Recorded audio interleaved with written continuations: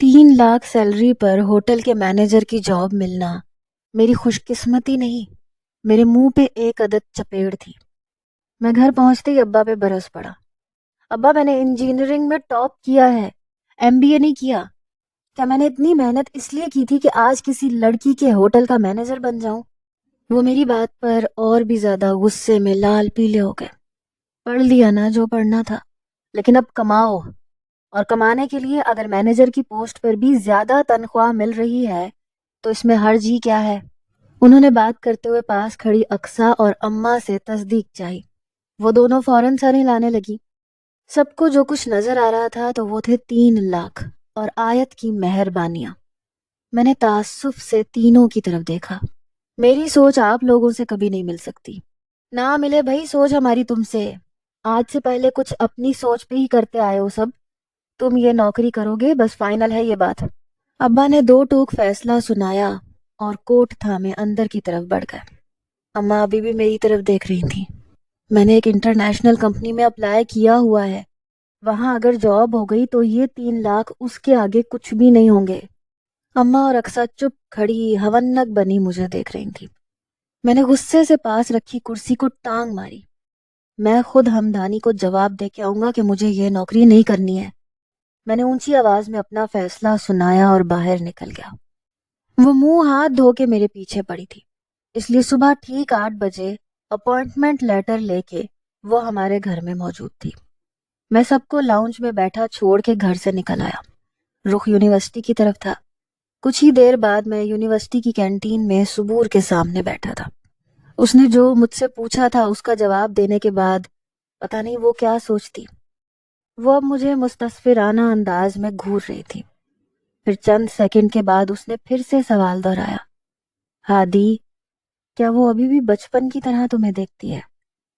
میں نے گہری سانس باہر انڈیلی اور اس بات میں سر ہلاتے ہوئے کہا، ہاں، بلکہ بچپن میں اس کے دیکھنے میں صرف دوستی کی چاہ نظر آتی تھی، لیکن اب کچھ اور بھی ہے۔ کچھ اور مطلب؟ اس کے گلے میں اٹکتی پھانس اور چہرے کی بدلتی رنگت واضح تھی۔ میں نے محبت سے اس کی طرف دیکھا۔ صبور، پاگل مت بنو، وہ مجھے ایسے دیکھتی ہے، میں نہیں۔ میرے دل میں اس کے لیے کچھ بھی نہیں ہے، تم جانتی ہو۔ مجھے اس سے عجیب سی نفرت ہے۔ یہ عجیب سی نفرت ایک دن عجیب سی محبت میں بھی تو تبدیل ہو سکتی ہے۔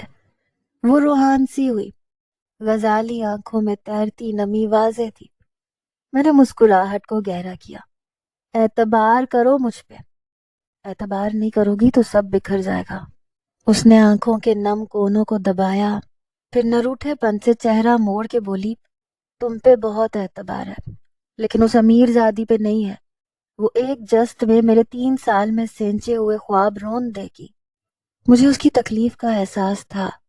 میں جانتا تھا وہ مجھ سے بہت محبت کرتی ہے، لیکن اس کے دل کے خوف کو میں کیسے مٹاتا؟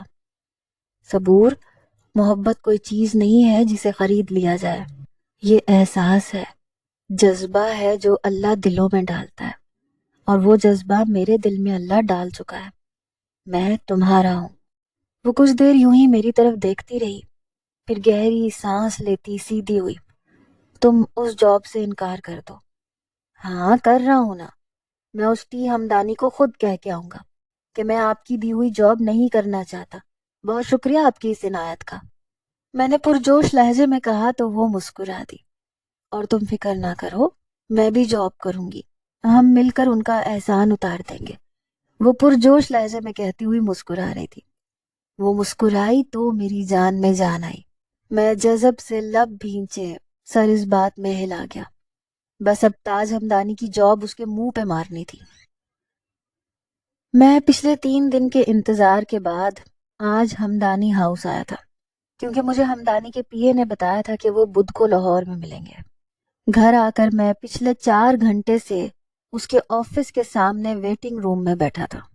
جب بھی پوچھنے جاتا تو گارڈ دروازے کے باہر ہی روک کے کہتا کہ اندر میٹنگ چل رہی ہے۔ اب 5واں گھنٹہ چل رہا تھا اور میرے صبر کی انتہا ہو چکی تھی۔ میں اپنی جگہ سے اٹھا، چور نظروں سے گارڈ کی طرف دیکھا۔ وہ سر جھکائے بیٹھا تھا۔ میں تیز تیز قدموں سے تقریباً بھاگتا ہوا گارڈ سے پوچھے بنا اندر گھس گیا۔ गार्ड ओए ओए करता मेरे पीछे भागा, लेकिन तब तक मैं अंदर खड़ा फटी फटी आंखों से सामने का मंजर देख रहा था। अंदर वसीओ अरीज ऑफिस था, जिसमें उस वक्त 10 से 12 ऊंचे डेल डोल के वहशी से आदमी असलहे समेत खड़े थे, जिनमें से दो ने एक उधेड़ उम्र शख्स को घुटनों के बल बिठा रखा था और एक ने उसके सर पे बंदूक तानी हुई थी, जबकि ताज हमदानी उसके बाल पकड़कर उसके पेट में पूरी कुव्वत से टांगे मार रहा था। उस आदमी के चेहरे से रस्ता खून ताज हमदानी के हाथों पे लगा हुआ था। मुझे देखते ही एकदम से साकन होके मुझे देखने लगा। गार्ड हाँफता हुआ अंदर दाखिल हुआ। ये कैसे अंदर आया? हमदानी ने गरज के गार्ड से पूछा। गार्ड कांपने लगा। सर, बिना पूछते भागते हुए अंदर आया है, अभी ले जाता हूँ बाहर, उसने शर्मिंदा लहजे में कहा और मेरा बाजू थामा। नहीं, अब रहने दो यहीं, तुम जाओ, ताज हमदानी ने उसे जाने के लिए कहा और फिर मुझे नजरअंदाज करके फिर उस बूढ़े शख्स पे झुका। कह देना अपने बेटे से, दुनिया में ऐसा कोई कोना नहीं जहां मेरी पहुंच ना हो। कितनी देर छुप के बैठेगा? वो बूढ़ा शख्स हाथ जोड़ने लगा। साहब, माफ कर दे, बस एक दफा माफ कर दे, मेरा बेटा एक एक पाई लुटा देगा। मुझे अपनी रूह फना होती हुई महसूस हुई। उस बूढ़े शख्स में मुझे अब्बा नजर आने लगे। लुटाना तो उसे पड़ेगा, नहीं तो सारे का सारा हिसाब तेरी बूढ़ी हड्डियों से लूंगा। ताज हमदानी घुर्राया, फिर एक झटके से उसके बाल छोड़ के सीधा हुआ। साथ खड़े शख्स ने जल्दी से उसे रुमाल पकड़ाया। इसकी हड्डी पसली एक करके इसके घर के आगे फेंका, बस सांस बाकी रहनी चाहिए ताकि ये अपने बेटे को पैगाम दे सके। और सर, इसका क्या करना है? उनमें से एक ने मेरी तरफ इशारा किया। ताज हमदानी ने मुझे खून ख्वार नजरों से घूरा और फिर उस शख्स की तरफ देखा। कुछ नहीं, ये अपना ही बच्चा है, इसे साथ ले जाना। मेरी जान लरस के रह गई। वो चंद कदम चल के मेरे पास आया और फिर पेशानी पे बल डाले कहने लगा, क्या करने आए थे? मेरी हालत इतनी खराब थी कि आवाज कहीं हलक में घुट गई। वो वो ज्वाइनिंग ज्वाइनिंग कब से है? लेटर पे डेट नहीं लिखी। मैंने गड़बड़ा के उस वक्त जो सुझाई दिया बोल दिया। सेठ ताज हमदानी ने मुझे घूर के देखा और फिर कहा लगा के हंसने लगा। उसके साथ ही ताज हमदानी के गुंडे भी पूरे दांत निकाल के हंसने लगे। मुझे वहशत सी हुई, दिल चाहा यहाँ से भाग जाऊं, पर ऐसा कर नहीं सकता था क्योंकि मेरे कंधे पर सेठ हमदानी का भारी भरकम हाथ धरा था। ये सबका वहशी कहकहों का दौर खत्म हुआ तो हमदानी एकदम से खौफनाक हद तक संजीदा होके मेरे चेहरे के करीब हुआ। बरखुरदार, इस इतनी सी बात पे तुमने जो मेरी प्राइवेसी खराब कर दी, उसका क्या किया जाए, बोलो। मैंने खौफ से डेले घुमा के इर्द गिर्द निगाह दौड़ाई तो सब अपने हाथों में पकड़ी बंदूकें और चाकू घुमाते हुए मुझे ही घूर रहे थे और अब सबके चेहरे भी ताज हमदानी की तरह सपाट थे। मैं क्या कहता? अल्फाज खत्म थे। अब तो बस दिमाग खौफ से साए साए कर रहा था। एक शरीफ आदमी का बेटा जिसने सारी उम्र शराफत से गुजारी और शराफत प्लस इज्जत कमाई हो, उसका इन जैसे गुंडों के सामने यही हाल होता जो उस वक्त मेरा था। एसी की ठंडक के बावजूद पसीने के कतरे मेरी गर्दन और माथे पे चमक रहे थे। सेठ ताज हमदानी ने गौर से मेरी पेशानी पे चमकते पसीने के कतरे देखे और फिर मेरे कान के करीब सरगोशी की। यहाँ की कोई भी बात अगर बाहर निकली तो मैं तुम्हारा एक डेथ लेटर जरूर इशू करूंगा और उस पर ज्वाइनिंग डेट भी होगी। वो पीछे हुआ, शैतानी अंदाज में मुस्कुराया और मेरे गाल थपथपा के बाहर निकल गया। मैं ऐसे जमा खड़ा था कि हिल नहीं सका और मेरे सामने वो लोग उस उधेड़ उम्र शख्स की हड्डी पसली एक कर रहे थे और फिर मेरी आंखों के सामने उसे घसीटते हुए वहां से ले गए। सब जा चुके थे और मैं सख्ते में खड़ा था जब गार्ड ने आकर मेरा कंधा थपथपाया। चलो, शो खत्म हुआ, बिना टिकट के सब देख लिया तुमने। हादी हादी हादी, ये नाम तो जैसे मेरी जिंदगी का महवर बनता जा रहा था। वो जितना मुझसे दूर भाग रहा था, मेरे अंदर उसे पाने की तलब बढ़ती जा रही थी। میں اس کے لیے اتنا کچھ کر چکی تھی اور کر رہی تھی. اس کی بہن کو کروڑوں کی مالیت کا گھر اور گاڑی دی. اس کی بہن کے سسر کو یہ سب کچھ کرنے کے لیے اور منہ بند رکھنے کے لیے کروڑوں روپے دیے تھے. اسے اس کی حیثیت سے زیادہ تنخواہ کی نوکری دی تھی. اور کیا چاہتا تھا وہ؟ میں تو اس دن یہ سمجھ رہی تھی کہ جب میں یہ اپائنٹمنٹ لیٹر لے کے اس کے گھر جاؤں گی تو وہ ہنستا ہوا میرا استقبال کرے گا. لیکن وہ تو اپنے گھر سے ہی نکل گیا. آخر اسے کس بات کا اتنا زوم ہے؟ میں ابھی بھی لان میں بیٹھی یہی سب کچھ سوچ رہی تھی جب نانا ابھی کی آواز عقب سے سنائی تھی. وہ آیا تھا آج میرے آفس میں. میں نے چونک کے ان کی طرف سوالیہ نظروں سے دیکھا. ہادی کی بات کر رہا ہوں. بڑی اکڑ میں آیا تھا اور بنا اجازت اندر چلا آیا. بہت ہی کوئی ill mannered انسان ہے. نانا ابھی سگار جلاتے کہہ رہے تھے. پھر میرے سامنے والی کرسی پہ بیٹھ گئے. میں نے کوئی جواب نہیں دیا. دل ویسے ہی بوجھل تھا. آخر کیا چاہتا ہے یہ لڑکا اب؟ نانا ابھی نے سگار کا کش لگا کر میری طرف دیکھا. یہی تو میں بھی نہیں جانتی، لیکن شاید مراد گروپ آف انڈسٹریز کا بڑا زوم ہے اس کو. میں نے بجھے سے لہجے میں وضاحت دی. تو یہ زوم بھی توڑ دیتے ہیں. نانا ابھی نے پرسکون انداز میں سگار کا کش لگایا. میں نے چند سیکنڈ یوں ہی ان کی طرف دیکھا، پھر اداسی سے کہا، کیا میں ہمیشہ یوں ہی اس کے پیچھے بھاگتی رہوں گی؟ نانا ابھی نے میری اداس صورت کو دیکھ کر نفی میں سر ہلایا. تم نہیں بھاگ رہی، وہ بھاگ رہا ہے. اور وہ جن راستوں پہ بھاگ رہا ہے ہر راستے کی منزل تم ہو. نانا ابھی مسکرا رہے تھے اور وہی میرا حوصلہ تھے. وہ جہاں بھی بھاگ کر جائے گا آئے گا تو صرف تمہارے پاس. ان کے لفظ میرے اندر طمانینت بھر دیتے تھے. ہادی میرا ہے، صرف میرا. بس ان کی باتوں سے میرے دل میں یہ سکون اترنے لگتا.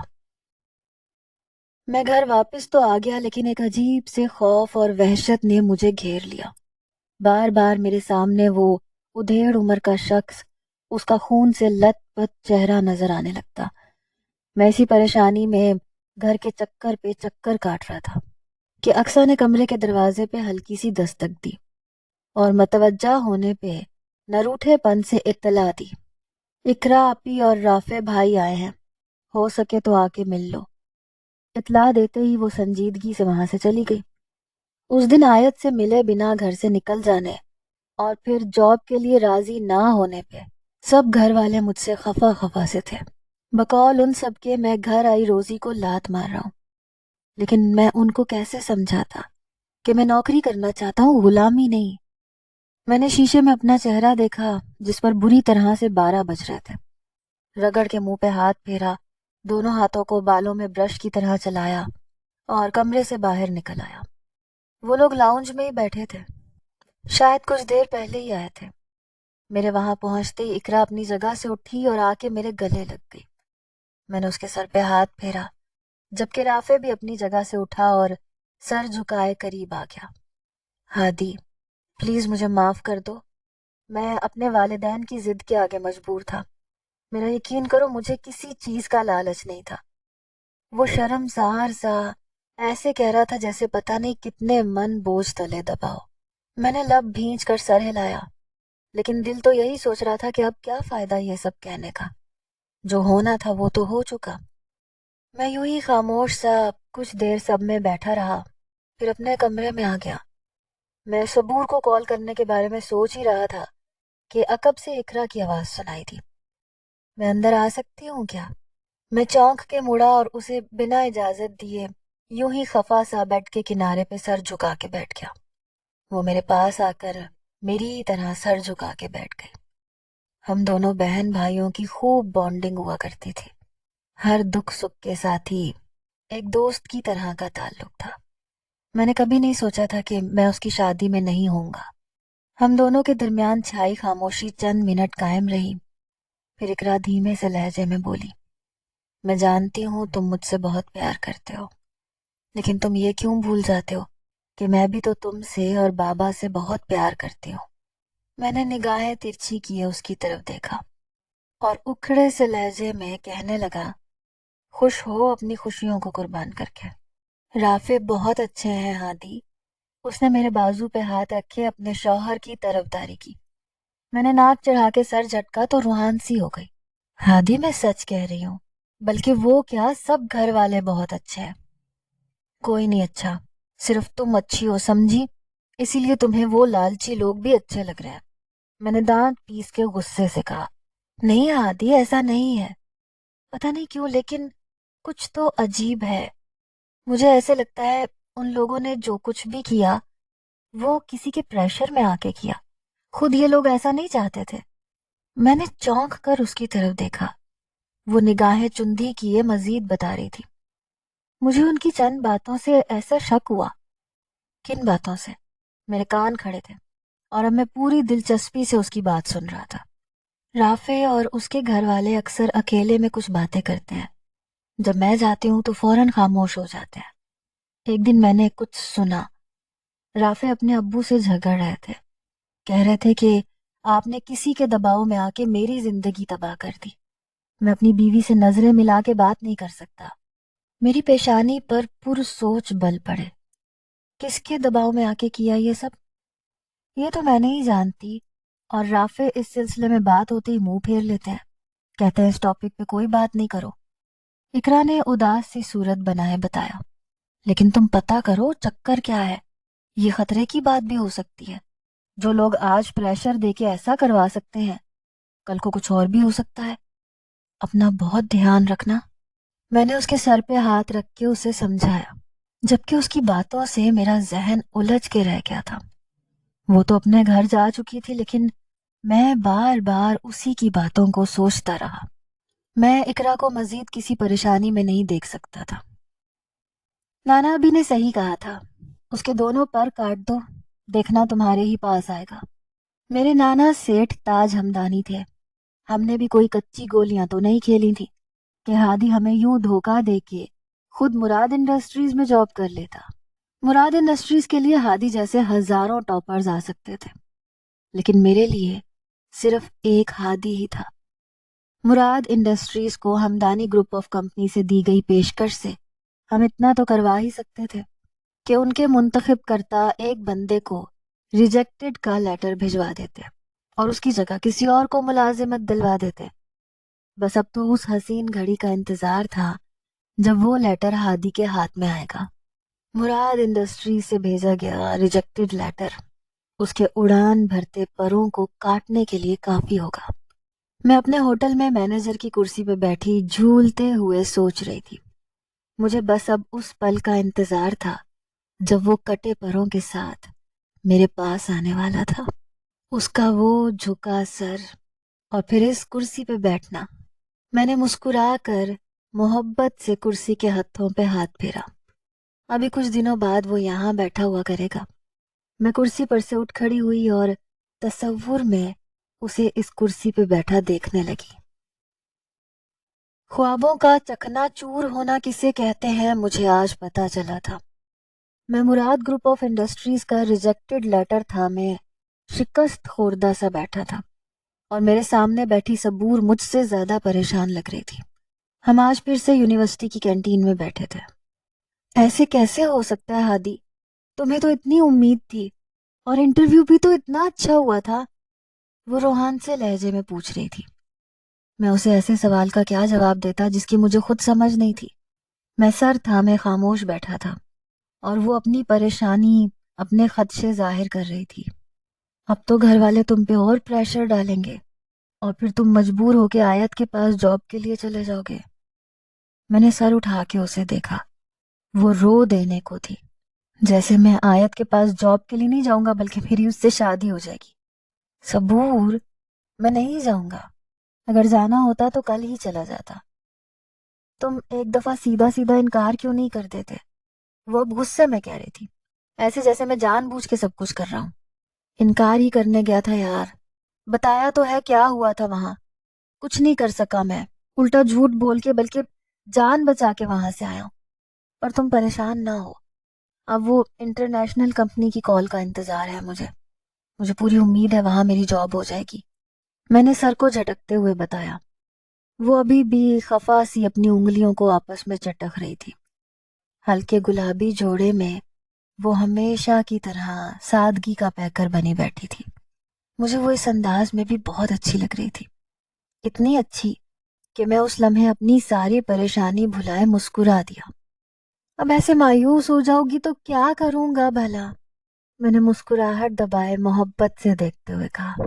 اس نے خفا سے نگاہیں اٹھائیں، میری نگاہوں میں دیکھنے لگی. تم آیت کو جا کے انکار کیوں نہیں کرتے؟ تم اسے کہہ دو صاف صاف کہ تم یہ نوکری نہیں کرو گے. صبور کا ایسا کہنا تھا کہ میرے ذہن میں جھماکا ہوا. یہ خیال مجھے کیوں نہیں آیا پہلے؟ در حقیقت تو یہ سب آیت کا کیا دھرا تھا. میرے ذہن میں وہ منظر گھوم گیا جب آیت اپنے نانا کے قریب ہو کے میری جاب کی بات کر رہی تھی. ہاں، تم نے ٹھیک کہا، مجھے آیت کو ہی منع کرنا چاہیے. وہ جو اداس سی بیٹھی تھی ایک دم سے کھل کے مسکرا دی. مجھے اس کی مسکراہٹ دیکھ کے سکون مل گیا. میں اب آیت سے بات کرنے کے بارے میں سوچنے لگا. کیوں نہ اس سے صبح ہوٹل میں ہی ملا جائے. میں نے یہ سوچ کے صبح ہوٹل جانے کا ارادہ بنا لیا اور پھر مسکرا کے صبور کی طرف دیکھا. ڈونٹ وری، میں صبح جاؤں گا. وہ میرے سامنے میرے آفس یعنی اپنے ہونے والے آفس میں کھڑا تھا، لیکن جیسا میں نے سوچا تھا ایسا تو کچھ بھی نہیں تھا. اس کے پر کٹے نہیں تھے، بلکہ وہ تو اس سے بھی اونچی اڑان کی بات کر رہا تھا.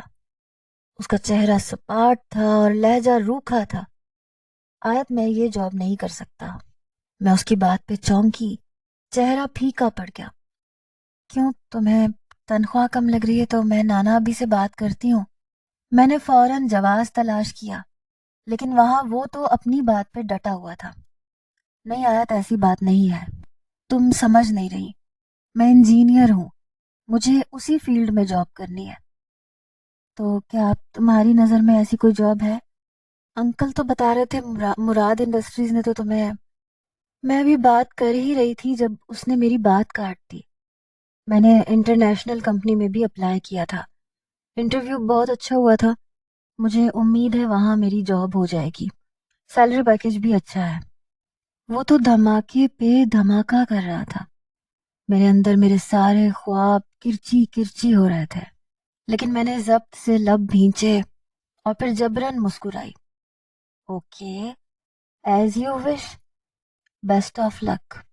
میں نے ہاتھ آگے بڑھایا. اس نے صرف انگلیوں کو تھاما اور مصنوعی مسکراہٹ چہرے پہ سجائی. Thank you. وہ آیا اور چلا بھی گیا. میری 3 لاکھ کی جاب میرے منہ پہ مار کے وہ جا چکا تھا اور میں خالی ہاتھ بیٹھی تھی. میں نے مٹھیاں بھینچ لی.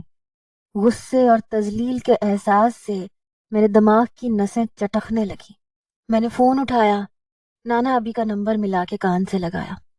وہ اسلام آباد میں تھے. فون اٹھاتے ہی میں نے بھاری لہجے میں کہا، نانا ابھی، آیت بات کر رہی ہوں. میں گھر آ کے خود کو ہلکا پھلکا محسوس کر رہا تھا. اتنی سی بات تھی اور میں اتنا پریشان تھا. میں نے فون نکالا، صبور کا نمبر ملایا اور کان سے لگاتا چھت پہ چڑھ گیا. آج اتنے دنوں کے بعد ہم دونوں نے خوشگوار موڈ میں بات کی تھی. وہ بھی بہت ریلیکس ہو گئی تھی. مجھے صبور سے بات کرتے کرتے 2 گھنٹے گزر گئے. جب اقصا اوپر آئی، وہ کچھ پریشان سی دکھائی دے رہی تھی. میں نے فون بند کیا اور سوالیہ انداز میں اسے گھورا. بھائی، اماں نیچے بلا رہی ہیں، آ کے دیکھو تو کیا ہوا ہے. پچھلے 2 گھنٹے سے لائٹ بند تھی. میں نے اب دیکھا تو باقی تو پورے محلے میں ہے. جب کچن میں اماں کھانا بنانے گئیں تو گیس بھی بند تھی. باقی سب کی تو آ رہی ہے. میں نے حیرت سے اس کی طرف دیکھا. اچھا، کچھ دیر بعد کال کرتا ہوں. صبور کو پھر سے فون کرنے کا کہا، فون بند کیا، جیب میں رکھا اور بھاگتا ہوا اس کے ساتھ نیچے آ گیا. سارا گھر گھپ اندھیرے میں ڈوبا ہوا تھا. اماں کچن کے دروازے میں موم بتی جلائے پریشان حال کھڑی تھی. ابا شاید گھر پہ نہیں تھے. میں نے فوراً علی کو کال ملائی. ہاں یار، میری طرف بائک لے کے آنا ذرا، ہماری لائٹ اور گیس اچانک چلی گئی اور ابا بھی گھر پہ نہیں ہے. اس نے آنے کی حامی بھری اور میں جا کے مین سوئچ بورڈ کو دیکھنے لگا. پھر باہر نکلا. سارے گھر روشن تھے. واقعی لائٹ پیچھے سے بند کی گئی تھی اور محلے میں صرف ہمارے گھر کی ہی لائٹ بند تھی. میں واپس گھر آیا، ابا کو فون ملانے لگا. وہ آفس سے آج لوٹے ہی نہیں تھے. ٹائم تو کافی ہو گیا تھا. ہادی بیٹا، یہ کیا مسئلہ ہے؟ لائٹ اور گیس اکٹھے چلی گئی. بل جمع کروائے تھے نا؟ اماں میرے سر پہ کھڑی سوال پہ سوال کر رہی تھی. میں ابا کو بار بار فون ملا رہا تھا. اتنے میں علی بائک کی چابی تھامے اندر آیا. السلام علیکم چچی، بل جمع کروائے تھے؟ اس نے بھی آتے ہی پیشانی پہ بل ڈالے وہی سوال دہرایا. میں نے جھنجھلا کے سر اٹھایا. ہاں یار، اس معاملے میں کبھی کوتاہی نہیں کی، اور اگر نہ بھی جمع ہوئے ہوں تو 1 ماہ پہ تو بجلی نہیں کٹ جاتی نا. میں نے بالوں میں ہاتھ پھیرتے ہوئے کہا. پھر ابا کا نمبر ملا کے کان سے لگایا. اس دفعہ تیسری گھنٹی پہ انہوں نے فون اٹھا لیا. ہیلو ابا، کہاں ہیں آپ؟ میں نے پریشان لہجے میں پوچھا. اس سے پہلے کہ میں انہیں گھر کے حالات کے بارے میں بتاتا، وہ پریشان لہجے میں گویا ہوئے. ہادی بیٹا، یہاں آفس میں میرے ساتھ ایک مسئلہ بن گیا ہے. کیا مطلب؟ کیسا مسئلہ ابا؟ بیٹا، یہاں کچھ پیسوں کی ہیرا پھیری ہوئی ہے اور الزام مجھ پہ آ رہا ہے. تم اپنے چچا کو لے کے ادھر آفس پہنچو. میرے سر پہ تو جیسے آسمان آن گرا. ابا اتنے سالوں سے ایک نجی کمپنی میں ملازمت کر رہے تھے اور ایسا پہلے کبھی نہیں ہوا تھا. میں نے پریشان ہو کر اپنے ارد گرد کھڑے تمام نفوس کو دیکھا، پھر تیز تیز قدم اٹھاتا ایک طرف ہوا. ابا بالکل بھی پریشان نہ ہو، میں بس پہنچ رہا ہوں. میں نے فون بند کیا اور علی کی طرف دیکھا، جبکہ اماں اور اقصیٰ اب پھٹی پھٹی آنکھیں لیے مجھے دیکھ رہی تھیں. عابد چچا گھر پہ ہیں؟ میں نے انہیں کچھ بھی بتانے کے بجائے علی سے پوچھا. ہاں، گھر پہ ہی ہیں. خیریت؟ تایا جان کہاں ہے؟ کیا ہوا ہے انہیں؟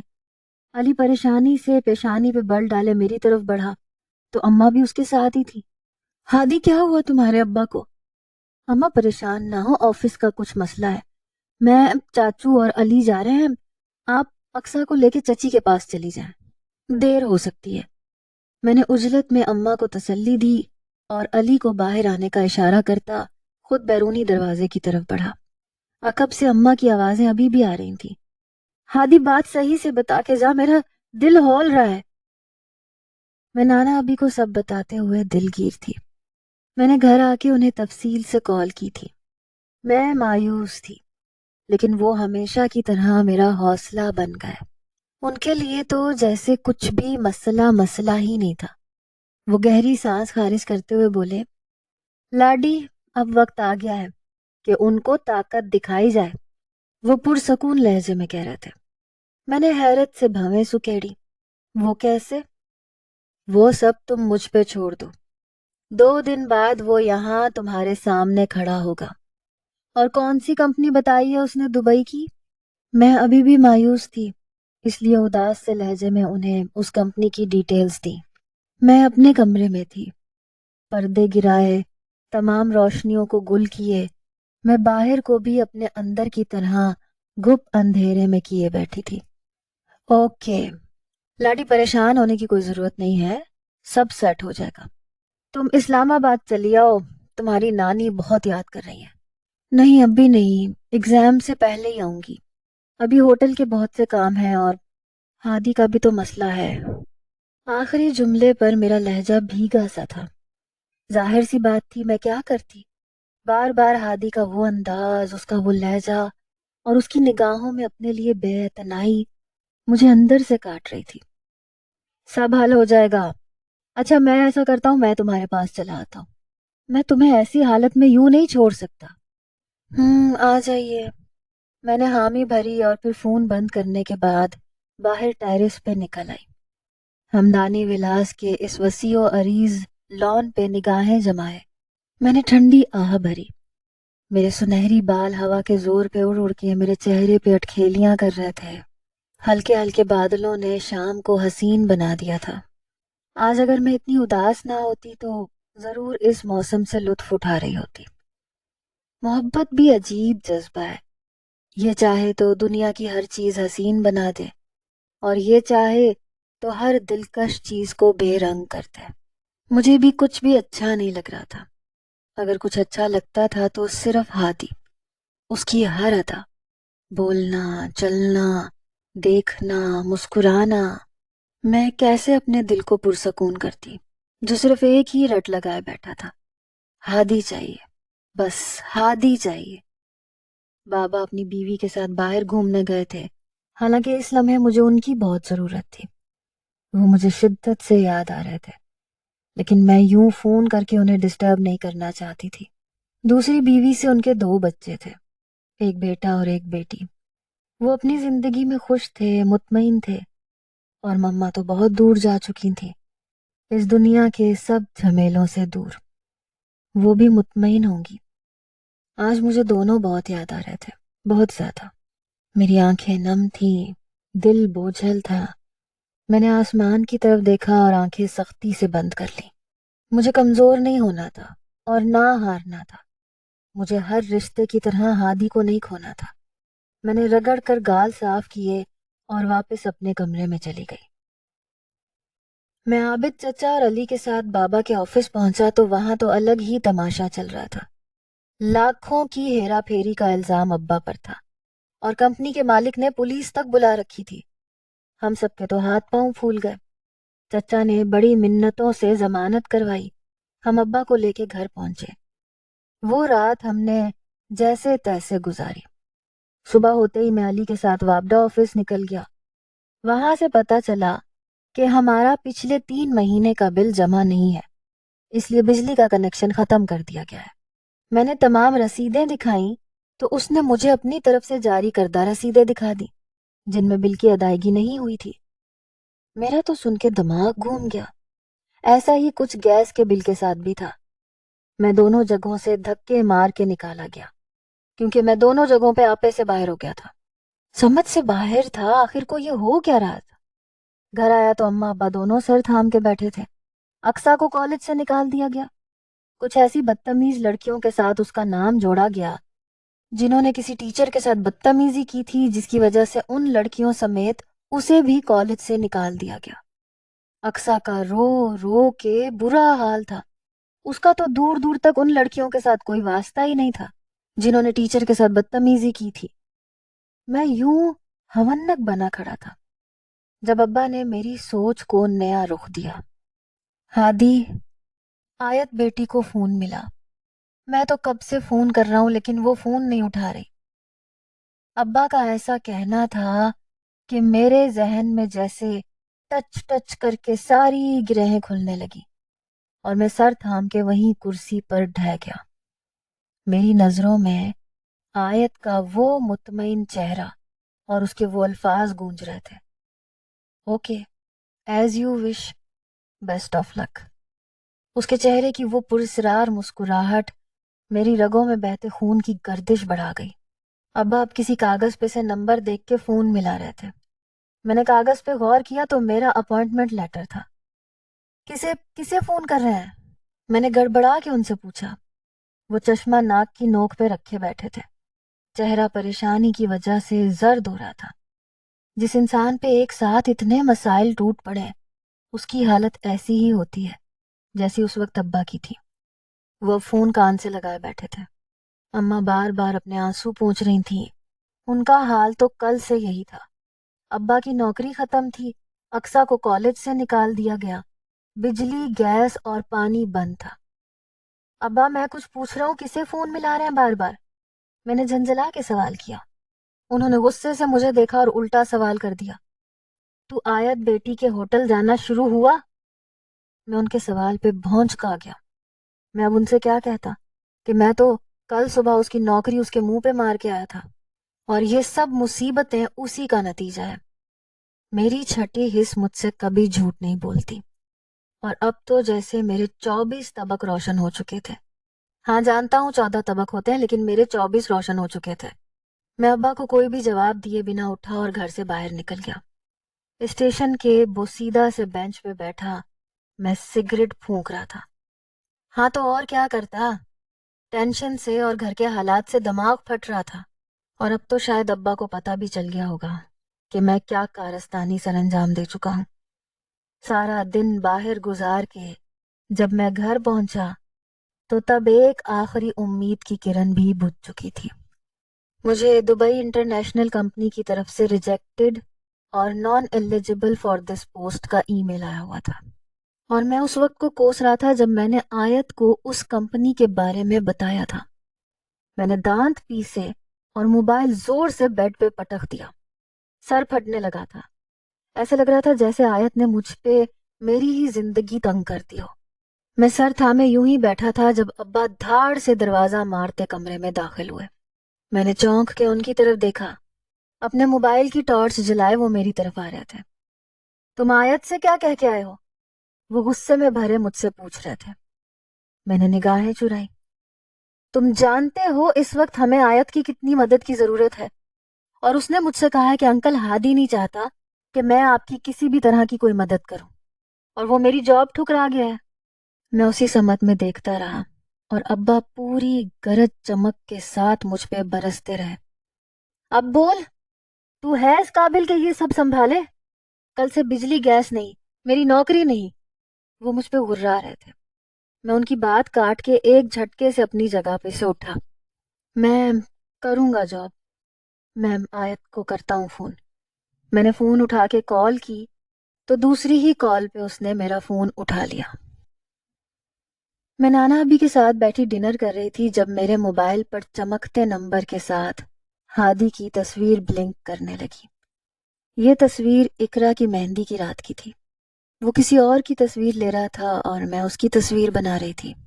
میں نے فون اٹھایا، ایک نگاہ نانا ابی پہ ڈالی.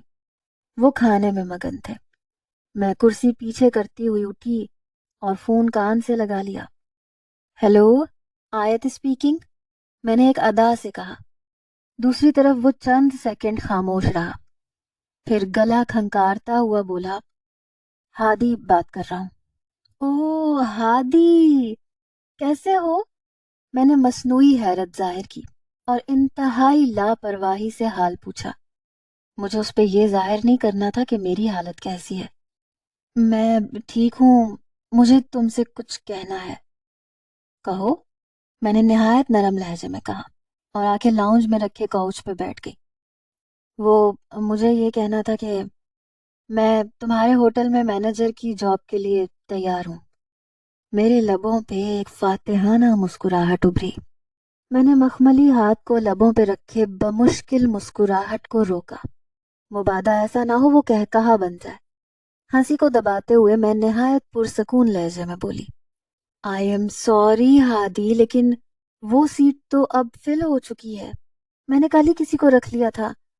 ہاں، ریئلی سوری. دوسری طرف خاموشی چھا گئی اور میں اس خاموشی کو اپنے اندر اتار رہی تھی. چند سیکنڈز کے بعد وہ دھیمے سے لہجے میں بولا، اوکے. اس سے پہلے کہ وہ فون بند کرتا میں نے فوراً اگلا پتا پھینکا. ویسے ابھی ایک سیٹ خالی ہے، میرے پی اے کی سیٹ، اس کے لیے رکھ سکتی ہوں آپ کو. وہ کچھ دیر خاموش رہا، پھر گھٹے سے لہجے میں بولا، اوکے، تو میں صبح آ جاؤں؟ Yes of course. میں نے نہایت پرسکون انداز میں کاؤچ کی پشت سے سر ٹکایا. وہ کچھ جھجکتے ہوئے مزید بولا، وہ ابا نے آپ سے کچھ مسائل ڈسکس کیے تھے، ان کے بارے میں کوئی مدد ہو سکے تو. اوہ ہاں، کیوں نہیں، ڈونٹ وری، میں نانا ابی سے بات کرتی ہوں، سب ٹھیک ہو جائے گا. اور آئندہ مجھے آپ کہنے کی ضرورت نہیں، تم کہہ سکتے ہو. After all we are cousins. میں نے جتایا. اوکے، تھینک یو، تو میں صبح آتا ہوں. یا شور. میں نے مزے سے اس بات میں سر ہلایا. Okay, bye. بائے. میں نے فون بند کیا. ایک گہری خوشگوار سانس باہر انڈیلی اور اپنی جگہ سے اٹھ کے گہری مسکراہٹ سمیت نانا ابی کی طرف بڑھی. آخر یہ خوشخبری انہیں بھی تو سنانی تھی.